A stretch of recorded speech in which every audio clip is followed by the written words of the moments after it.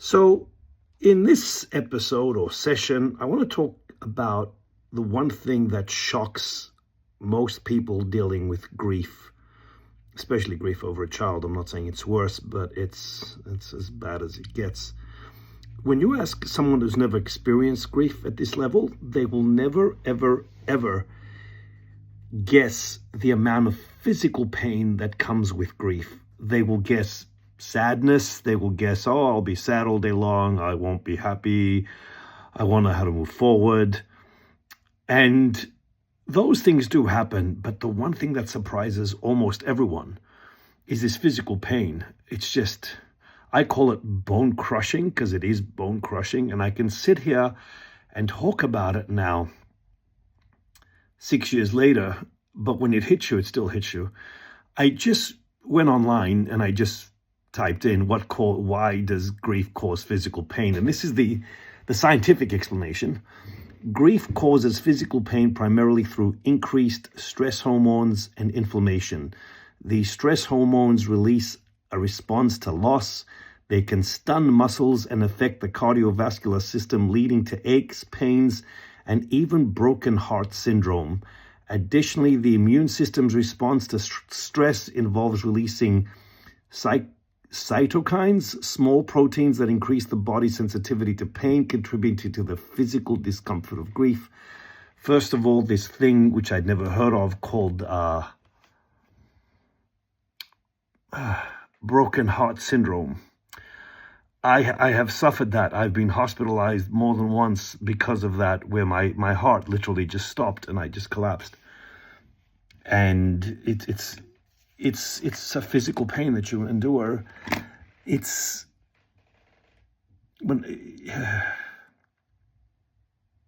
putting it into words doesn't do it justice, but you literally feel pain everywhere, headaches, every joint. What I find what it does is that, first of all, I'll try and describe it for those that haven't experienced it. And then for those that have experienced and are probably going through it right now, I'll tell you what's worked for me.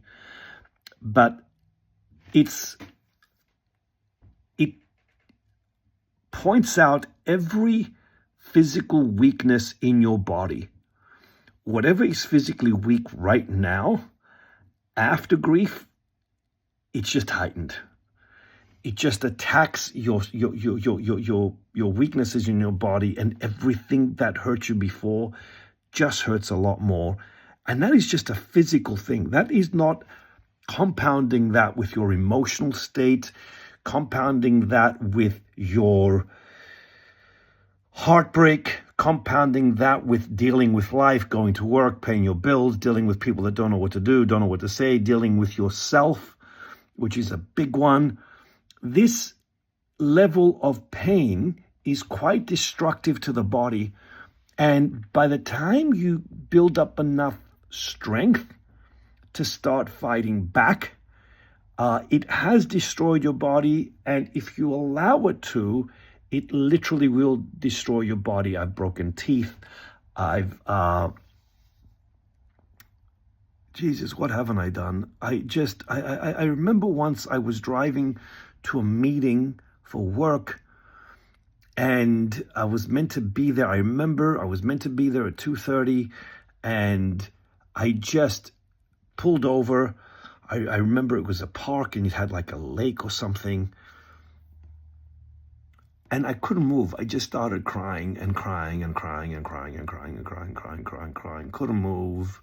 I think I screamed a few times and just kept on staring into the abyss. I just zoned out.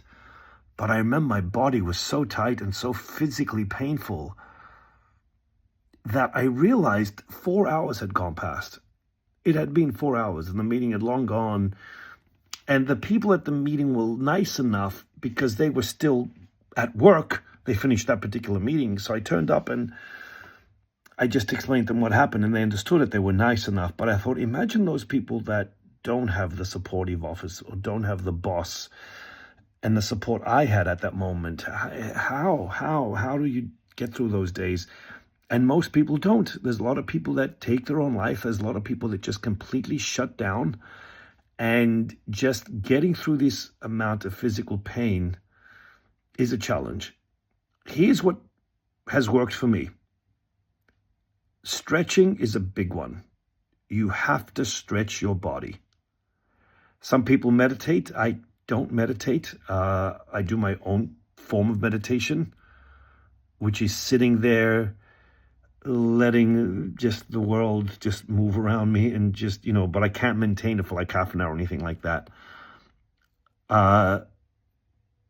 But calming the body, stretching the body helps. Even a little bit every day, you'll start to support your body.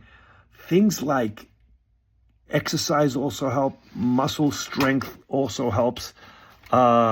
Strengthening your muscles. And also, nature helps. Nature seems to just absorb everything. You go there and there's no judgment. There's no expectation from nature. You just go there and he just takes it all away and that feels good. So to those of you suffering, find your moments where you can calm your mind, calm your body. Breathing helps, all kind of breathing techniques, box breathing, whatever works for you. Find these things and have them at your disposal, because you don't want to get lost in that abyss of pain, because then that will start to deteriorate your mental state, your body physically, and that's where grief starts to win. And then the choice is, do you want, remember the clicking the fingers thing? Do you want to spend the rest of your life, whatever life you have left, in that pain and grief and numbness? Or do you want to start waking up slowly from the grief and going, hey, I still have a life. I want to start doing things that bring me joy and love and pleasure. And that's what you need to strive for, rather than let grief destroy your life. This is all about don't let grief destroy your life. Those of you that are just getting into this, year 1, I know these numbers seem amazing, not amazing, overwhelming, because you think, oh, I'll be fine in year 1. You will not be fine in year 1. You'll be worse at year 2. Start to implement these things when you're ready.